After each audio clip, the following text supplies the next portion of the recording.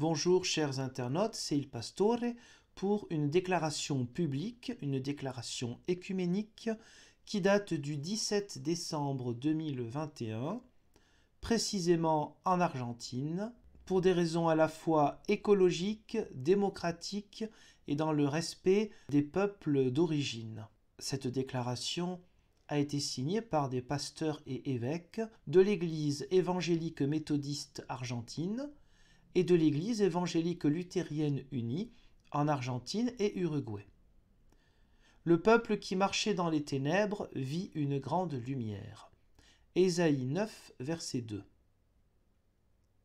Cela fait à peine quelques jours, le 10 décembre, le peuple argentin a pu célébrer le jour des droits de l'homme et le jour de la restauration de la démocratie. La valeur de la démocratie réside dans le fait que les personnes qui gouvernent le font dans la représentation et par l'élection libre du même peuple, c'est-à-dire que ceux qui gouvernent n'ont pas la liberté de faire ou décider une chose ou une autre sans que cela soit dû au peuple pour lequel ils gouvernent. Ce pacte social a été violé dans la province du Chubut, parce que certains disent certaines choses en campagne, et lorsqu'ils arrivent au pouvoir, ont changé radicalement de posture, en trahissant bassement ce qui a été obtenu par le vote. De cette manière, ils ont décidé de ne pas évoquer pendant cette législature l'initiative populaire présentée opportunément, mais de se fonder sur le projet de zonification minière présenté par l'exécutif provincial. Projet qui n'a pas été débattu, comme cela se fait pour un sujet d'une telle nature. Ils n'ont pas écouté, dans l'enceinte législative, les voix des spécialistes, ni l'expertise de l'Université nationale de Patagonie, ni les scientifiques du CONICET, ni les voix des peuples originaires, ni les voix des militants socio-environnementaux qui ont tant à dire, et encore moins les voix des églises qui appellent depuis un certain temps à un débat sérieux, mûr et responsable. Cela fait 2 décades que les pro-mines organisent un assaut dans la province du Chubut, un assaut qui a connu une halte dans la ville d'Esquel au mois de mars 2003, quand par plébiscite, le peuple dit non à la mine.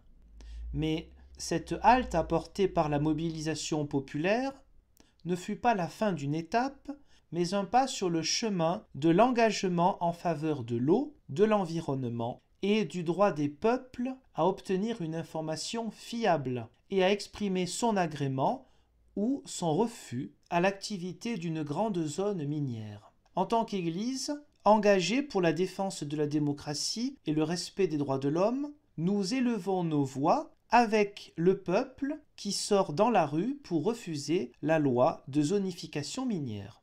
Nous demandons au gouverneur de la province, Mariano Arcioni, qu'il refuse la loi. C'est une loi illégitime parce qu'elle a été approuvée en dehors de la volonté du peuple de Chubut. Nous condamnons la violence, mais nous signalons aussi que la mère des violences, comme disait l'archevêque du Brésil, Helder Camara, c'est la violence oppressive qu'exercent les puissants sur le peuple.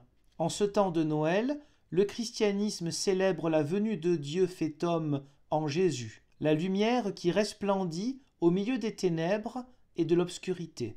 Paradoxalement, le projet minier de la multinationale, qui est prévu pour commencer, s'appelle Noël, un projet qui n'apporte pas la lumière, mais au contraire qui a été formé au milieu des ténèbres et des ombres.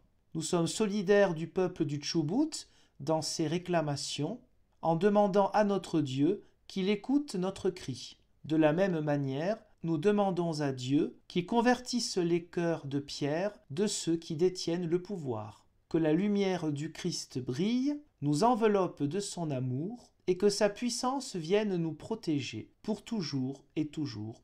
Amen. Signé par plusieurs pasteurs de l'Église donc méthodiste d'Argentine et luthérienne unie, et évêques aussi. Je vous remercie pour le visionnage de cette vidéo qui nous montre combien l'écuménisme, l'engagement peut être lié non seulement à des affaires de théologie, de plus d'unité entre chrétiens, mais aussi aux affaires de ce monde, parce que les chrétiens sont aussi des citoyens et qu'ils sont toujours touchés par les injustices qui peuvent exister, qu'elles soient contre l'homme ou contre la nature, etc. Aussi au nom de notre foi, à côté et avec d'autres organisations laïques. Merci, je vous dis Dieu volant, à une prochaine. Au revoir.